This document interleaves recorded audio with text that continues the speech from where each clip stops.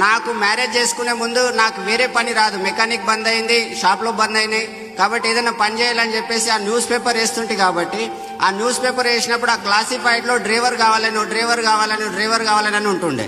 ఈ డ్రైవరింగ్ నేర్చుకుంటే జీవితం బాగుంటుంది అని చెప్పేసి డ్రైవరింగ్ నేర్చుకున్నా.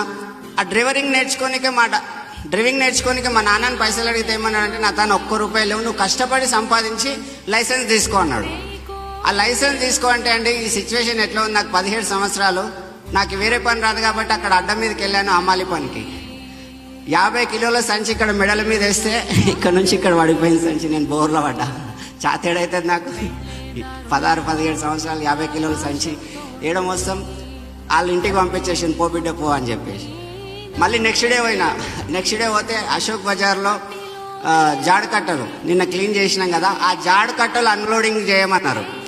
నేను ఎట్లన్నా ఈరోజు పని చేస్తాను చేసిన, నా ఈపులన్నీ రక్తాలు వచ్చేసినాయి, నాకు మొయ్యనికి రాదు.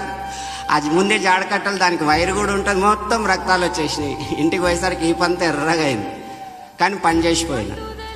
అట్లా అమాలి పని చేసి నేను డ్రైవింగ్కు పైసలు జమ చేసుకొని డ్రైవింగ్ లైసెన్స్ తీసుకున్నాను. ఒకసారి ఆలోచించండి, ఇది లైఫ్లో నాకు కష్టాలు వచ్చినాయి, అప్పులు అయినాయి, బిజినెస్ చేసినామంటే ఆ బిజినెస్ కూడా లాస్ అయినా, కార్ నడిపించినామంటే అన్నీ చేసిన అయినా కానీ ఎక్కడ సక్సెస్ రాలే, నాకు ఉల్టా మైనస్ అయినా.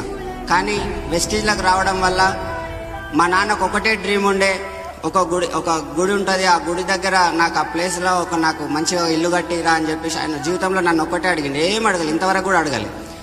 అందుకని చెప్పి వెస్టీజ్లో ఏదైతే అమౌంట్ వచ్చిందో మొన్ననే రీసెంట్గా ఆ గుడికి దగ్గరలోనే 300 గజాల ఇల్లు ప్లేస్ కొన్న ఆయన కోసం, ఇల్లు కట్టలే. ఇంకా నేను మా నాన్న కోరిక తీర్చబోతున్నా.